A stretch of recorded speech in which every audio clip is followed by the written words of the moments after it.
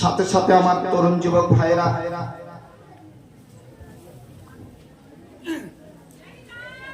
আরেকদিকে অপেক্ষামান আমার মা ও ভগ্নীগণ, প্রশংসা মাত্র সেই মহান করুণাময়ের জন্য যে মহান আল্লাহ রাব্বুল আলামিন আমাদেরকে এই পবিত্র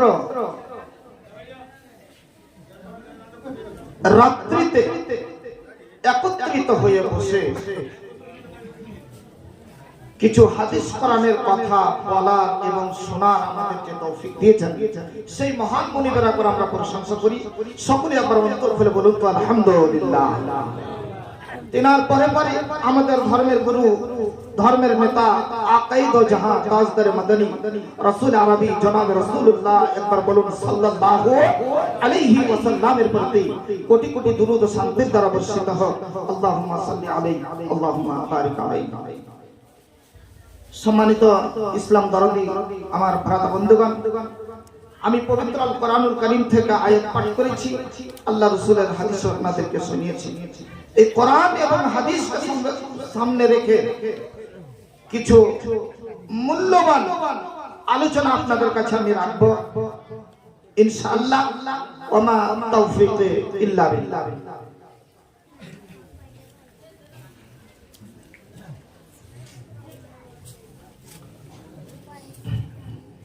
বাপজান, আমরা পৃথিবীর মাটিতে এসেছি, দুনিয়ার বুকে এসেছি,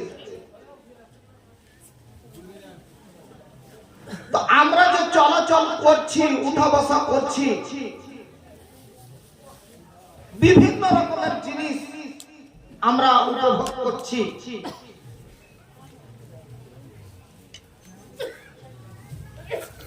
কিন্তু সব জিনিসের মধ্যে সন্দেহ হচ্ছে আর ডুপ্লিকেট হচ্ছে। সব জিনিসের মধ্যে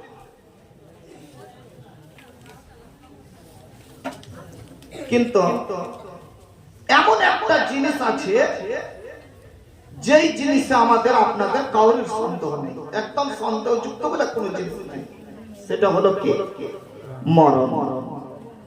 মরণ বলে কারোর সন্দেহ আছে?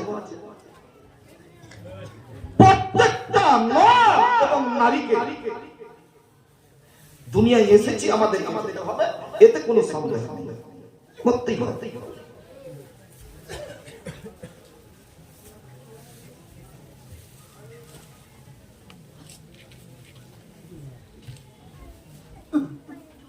মানুষের জীবনে তিনটা স্তর পাওয়া যায়। একটা দুনিয়াবী জীবন, একটা আলামে বারজাখ যেটাকে কবরের জীবন বলা হয়, আর একটা মহাপ্রভু।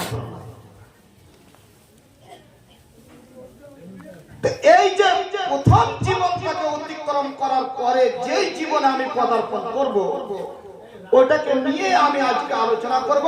আমাদের শ্রদ্ধেয় দুইজন যোগ্য ওলামায়ে দ্বীন বসে আছেন, ওনারা বুঝতে পেরেছেন কারি জোহের সাহেব কি বায়ান রাখবেন। আজকে তো খুবই বায়ান চোখা হবে, ওনারা বুঝতে পারছেন। বাপজান,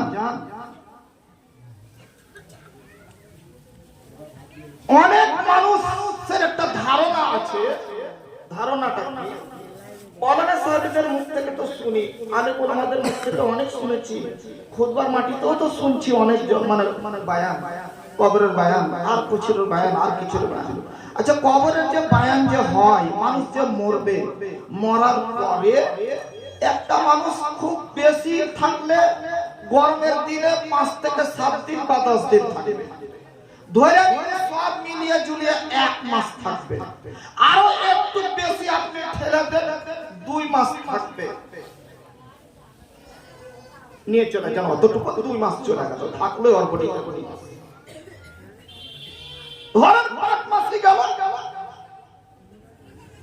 তারপরে যে আস্তে আস্তে আস্তে আস্তে ওকে মাটিতে খেয়ে নিয়ে মানুষের বডিটাকে সম্পূর্ণটাই একদম খেয়ে জার করে দেবে, শুধু হাড়গুলো থাকবে, হাড়গুলো শেষের সময় খেয়ে দিবে।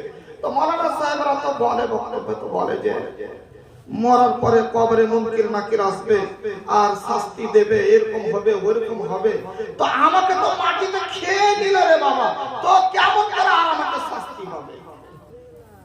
এরকম একটা ব্রেনটা আসবে, একটা ব্রেনটা আসবে, আসারই জিনিস। আমার হাড় হাড্ডি সবই চলে গেছে। ওর মুনকির নাকির বগর কখন ছাড়বে? প্রথম 2-4 দিন 10 দিন 1 মাস নাহি মারবে, তারপরে তো মাটিতে খেয়ে না, কাকে মারবে? এটা একটা ধারণা মানুষের মধ্যে নিজে যা আসতে পারে। বাপ তাহলে একটা কথা আপনাদেরকে বলি, কেমন হবে? ওটা হলো আত্মার জীবন। আপনার আত্মার জীবন, আত্মাটাকে আপনার কেমন করে শাস্তি হয় তাহলে আপনাকে দেখাই। একটা উদাহরণ দিলে আপনি বুঝতে পারবেন, চট করে চলে যাবে, একদম আপনার নলেজে উঠে যাবে আত্মার জীবনটাকে। আর ওই কবরের জীবনটাকে যখন আপনাকে দেখাবো তখন আপনি বুঝতে পারবেন। একটা স্বপ্ন আপনাকে দেখায়, আপনি আপনার স্ত্রীর পাশে ঘুমিয়ে আছেন, ইবলিস শয়তান ওর চেলাদেরকে পাঠিয়ে দিল, দিয়ে আপনাকে আপনার পিছনে লাগিয়ে দিল। আপনি ঘুমিয়ে আছিলেন, ঘুমানো অবস্থায় ঘুমিয়ে আছেন, হঠাৎ করে আপনি স্বপ্নে দেখছেন যে আমি আকাশে উড়ে বেড়াচ্ছি। এরকম হয় না? আকাশে উড়ে বেড়াচ্ছি। বা রাস্তায় যাচ্ছিলাম, যেতে আমাকে বাঘে তাড়তে শুরু করে দিল, সিংহতে। আল্লাহ লেন্টি মেরে চপ্পর টপ্পর সব ফেলে দিয়ে নীলের অবস্থায় আছেন। পাশে কে আছে? আপনার স্ত্রী আছে, আপনার ছেলে মেয়ে আছে, সব আছে। আর আপনি লাগলেন পালাইতে। ঠান্ডা রাত্রি, এত জোরে পালাইছেন আপনি, পালাইতে আর ওই তো মানে ঢুলে খুঁজে পান না, ওকে ডাকছেন। এত চিল্লাইছেন, কেউ আপনার মানে ডাকে সাড়া দিল না। শেষের সময়তে চক্করে শয়তান ছেড়ে আপনাকে পালিয়ে গেল। আপনি উঠে দেখবেন আপনার ঘুম ভেঙে গেছে। ভাঙার পরে আপনি দেখবেন যে আপনার শরীর সমস্ত ঘেমে একাকার হয়ে গেছে। হয় না? একাকার হয়ে গেছে। এই ব্যাপার যে আপনার পাশে স্ত্রী শুয়ে আছে, পাট ঘুরে দেখছেন তো আল্লাহ, আরে মহিদুরের মা, এতক্ষণ থেকে যে চিল্লাছি, তো তুই এত মহিলা নীল পাচ্ছি, তুই একটু আমার আওয়াজ শুনতে পারলি না? কই যে তোমার আওয়াজ তো কিছু শুনতে আওয়াজ সব পয়সা গেল, শরীর ঘেমে বাগে ডাকছিল আমাকে। সুবহানাল্লাহ, তুমি আমার পাঞ্জাব শুনতে আছো, কি যা কইছো যে মানে বাগে ডাকছিল।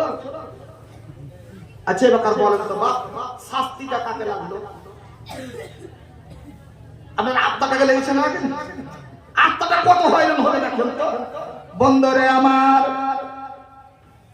এই ব্যাপার আপনি আসুন, হযরতে যায়েদ বিন সাবিত